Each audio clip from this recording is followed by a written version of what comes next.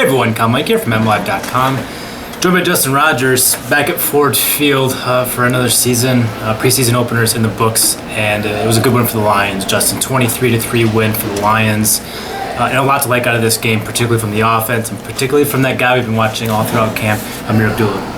Yeah, I don't know if I'm going to go 15-1 or 16-0 in these predictions. I actually booked my flight to San Francisco during the game. Oh, yeah. So this is one of those games where it makes us feel good as writers. A lot of the things we've kind of been talking about throughout training camp, throughout OTAs, kind of came to fruition in this first game when you, the viewer, get a chance to see this team. And Ameer Abdullah, we've been telling you, one cut, great vision, makes guys miss. On that 45-yard run, he spun Demario Davis into the ground like a corkscrew. Good burst up the middle. Just a great debut performance from him, given, I think Lions fans good reason to be excited for the pick. Yeah, absolutely. I mean, he's fast. He's got that first step burst that we've been talking about. Really creates some separation from the defense with that. But what I wanted to see, and we've talked about it before, but is the vision. Can he hit a hole? And I think we've got some of our answer today is, yeah, he can hit a hole. He's going to have more difficult days ahead when he's not playing the Jets or when it's the regular season. But he continues just to pass every hurdle that's in front of him. That's all you can ask from a rookie. I think you have to like a lot what you see. I think he's going to factor in prominently with the Lions' plans this offseason in the backfield. We talked about it last year with the offense. The offense needed to be better, and in particular the running game, because the offense as a whole became kind of predictable last year with just the ineptitude that was occurring in the run game. Abdullah gives you hope that will change this year. Yeah, I mean, if Bell comes back and he's the back that closed out last season, if the injury doesn't linger, this could be a very good running team. I think I liked what I saw from Theo Riddick. It was inconsistent, but it was a little bit better than what I'd seen from him on the ground. Obviously, as a receiver, it's all there. George Wynn didn't do a whole lot today. Zach Zenner, I wrote my story and published it, heading down to the locker room. Didn't realize he added in another 15 yards before I walked down. 55 yards, pretty good debut. He showed some ability to break some tackles. Was also elusive in the backfield. The Lions ran the ball well against the Jets. They also passed it a little bit. Matt Stafford did 2 times to be exact, both times to Golden Tate. And Golden Tate looks exactly like Golden Tate from, January 2nd or 3rd of last year. Like he didn't even lose a step. Lots of yak from Golden Tate, including on the 35-yard touchdown. Great, crisp drive from the first-team offense. It's one drive. It's the preseason. Don't buy your trip to San Francisco quite yet, but it's just building on what we've seen throughout camp, Justin, which is the offense is becoming crisper. It's executing more often. Matt Stafford looks more and more comfortable. The receivers look like they know what they're doing. The tight ends, there's an emerging running game. This offense looks like it could actually be competent in 2015. Yeah, I don't know what you want to read into 2 passes. We have told you that Matthew Stafford has looked good. He has been making more accurate throws. I think that second pass to Tate was about as pretty as you can make it. He hit him in stride. Tate says, if that ball's just, a foot off any different way, I'm probably not scoring because I'm going to have to adjust to catch the ball. It was a perfect pass. And, the first-team offense just looked flawless. Is what we've been seeing all training camp is better pass from Stafford, good running from Abdullah. It's all coming together, and it's why I keep telling people, I think this is going to be a very good offensive team this year. Yeah, we've seen good stuff from the first-team offense. More mixed results from the secondary, the second and third-team offenses, and we saw that again tonight. Kellen Moore was okay. I don't know. Jim Caldwell said he was pretty good. I didn't see that. I saw a guy who struggled a little bit. I think his passer rating was in the 30s. Struggled to complete passes. He had the interception in the red zone. He's a guy we've seen a lot of growth from in the past couple of years, Justin. Enough to the point where they kept him around this year. They're giving him an opportunity as the number 2 quarterback now, but not as sharp as he was last year. Yeah, I talked to Kellen. This was a big opportunity for him today. Yeah. He got some run with the first-team offensive line, but as soon as that second unit of the up front came in, Moore faced a significant amount of pressure. Took some big hits. He was pressured on the interception. The other bad thing was he fumbled a snap. He had fumbled 2 snaps in the previous practice from Travis Swanson. Asked him what's going on there, and he took the blame and said, I'm not focusing, I'm not following through. And we give guys like, maybe Eric Ebron or Brandon Pettigrew in years past, criticism for not focusing the ball all the way to the hands. Kellen Moore is doing the same thing right now, and it's a lot bigger deal when your quarterback's fumbling the ball, fumbling it in the red zone on third down. That may have cost the Lions 7 points. Obviously, this game doesn't matter, but those are mistakes that he can't make in the chase for that second quarterback job, which I think Dan Orlovsky kind of opened up a pretty sizable lead in that competition. Yeah, I agree. Moore was 9 of 17 passing for 67 yards, and interception. Orlovsky was 5 of 11, 96 yards, and a touchdown, no interceptions. Not a huge difference maybe statistically between the two besides the turnover, but I just thought Orlovsky looked better. Like, he was in more command of the offense. He had really a nice touchdown pass to Greg Salas, a guy we'll get to in a second, but I just thought that was a great pass. It hit him right in the back shoulder. It was a place where only Salas was going to get it, and set him up to get in the end zone, and that was a good play and something that we haven't necessarily seen consistently from Kellen Moore. I don't think Orlovsky is the answer for the Lions offense. If Stafford goes down, I think the Lions will be in trouble no matter who is the quarterback, but someone has to be the backup, and I think Orlovsky at this point is the guy for that spot.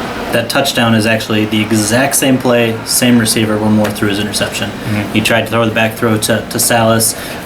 The Jets were blitzing on that play. The cornerback was anticipating the blitz and was able to jump the route, but we saw was every single completion from Orlovsky to Salas. I don't know. That's a guy I'll admit I had not talked to during training camp. I don't think you talked to him. I don't think most reporters have talked to him. He just was one of those guys, 5 years of experience, but he was just kind of floating on the bottom of the roster, just a guy.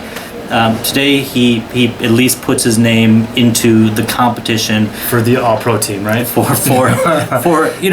roster spot in a group where there hasn't been a lot of separation with those guys. So it's a small step, but this is a guy that's done it at the professional level. He's had some success at the NFL level. So 5 catches for 92 yards and a touchdown speaks for itself. But keep in mind, Ryan Broyles led this team in receiving last preseason, barely made the team, and wasn't a factor at all, and probably might not make the team this year. So, for sure, preseason production, particularly when it's going up against guys who are going to be bankers in 2 months' time, you just bankers. Or insurance salesman. I don't want to sell him short. But you just have to consider who he's going up against at the time of the game. It's the first preseason game. It's the third and the fourth quarter. I wouldn't read a whole lot into it. I don't think he's suddenly a favorite to make the team or something. I still think it's going to be Broyles or TJ Jones, who did some things on special teams today. Jeremy Ross, perhaps. And we saw Corey Fuller started today alongside Golden Tate, so I think he's really solidified his place, continues to solidify his place on the team. Agreed.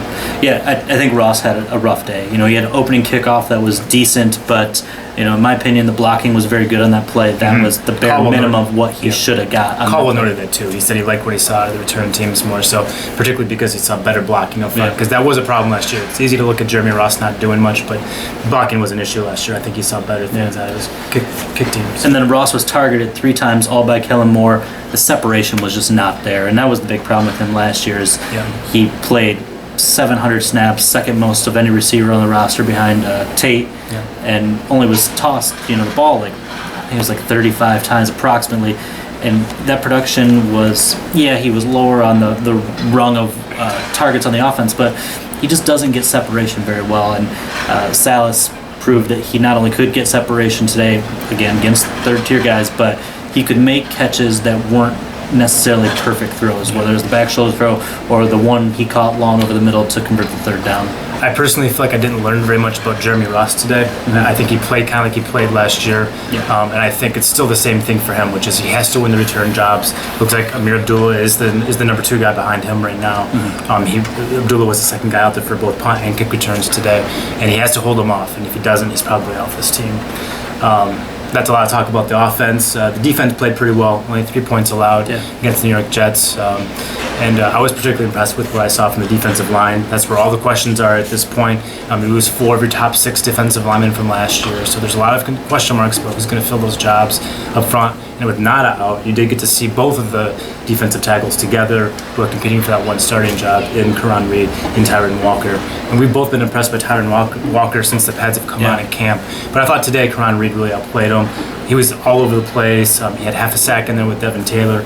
And really that play was all him. He blew up the middle of the line of scrimmage, going up against the second team guard. But it's more of what we've seen in camp, which is Karan Reed making plays and really developing from the fifth rounder that we saw last year, who wasn't really a factor. Again, I mean, it's validating kind of what we've seen all OTAs, all training camp, what we've been trying to tell you It's a preseason game. You can only read so much into it, but Karan Reed is doing what he needs to do to solidify his spot in this rotation.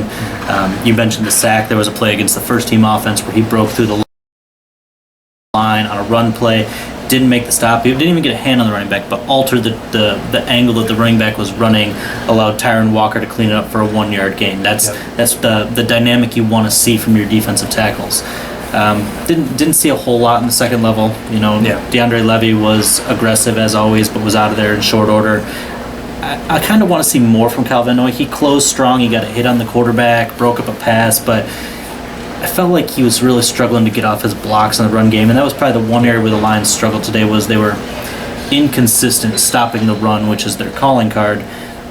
I want to kind of give that a pass because I want to see Haloti Nada in there, but need to tighten that up. The Jets ate them. One of the few teams that ate them alive last year in the regular season, and kind of had their way a bit.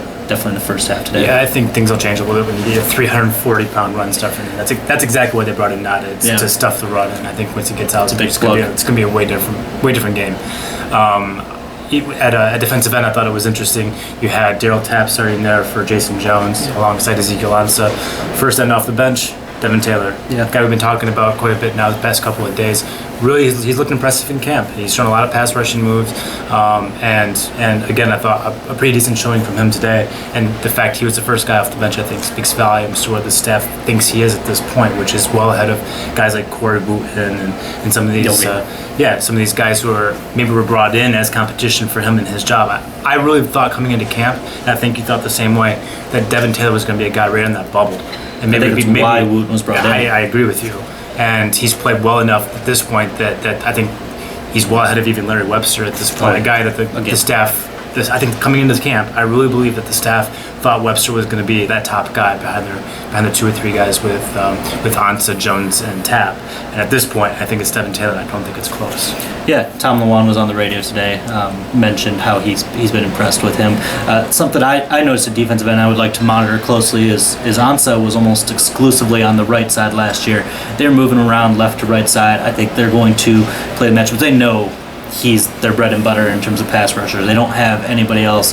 Devin Taylor may emerge into that guy, but right now it's Ansah and nobody. So they're going to try and get him the best possible matchup as much as possible. And I think that's worth monitoring how much he moves from left to right in a given, We can't say too much about what we see formational wise in practice, but I'll say generally they're doing some creative things with Ansah. And I think once the season starts, you're going to see some creative things from Ezekiel Ansah to free him up. Kind of what they did with Sue last year, right?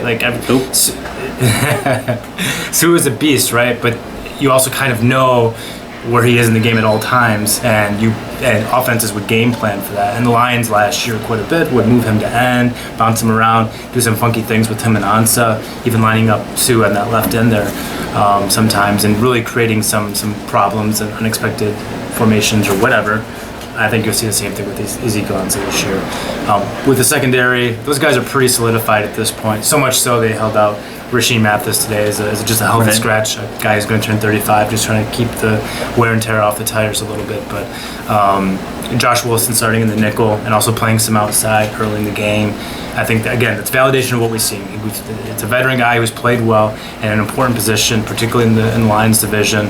The Lions had a lot of problems at the nickel last year with inexperience and youth and cycling through injuries and all that kind of stuff. And I think the Lions really do value someone who's a veteran in that spot. Josh Wilson seems to be that guy. Yeah, Nevin Lawson getting the nod over Diggs.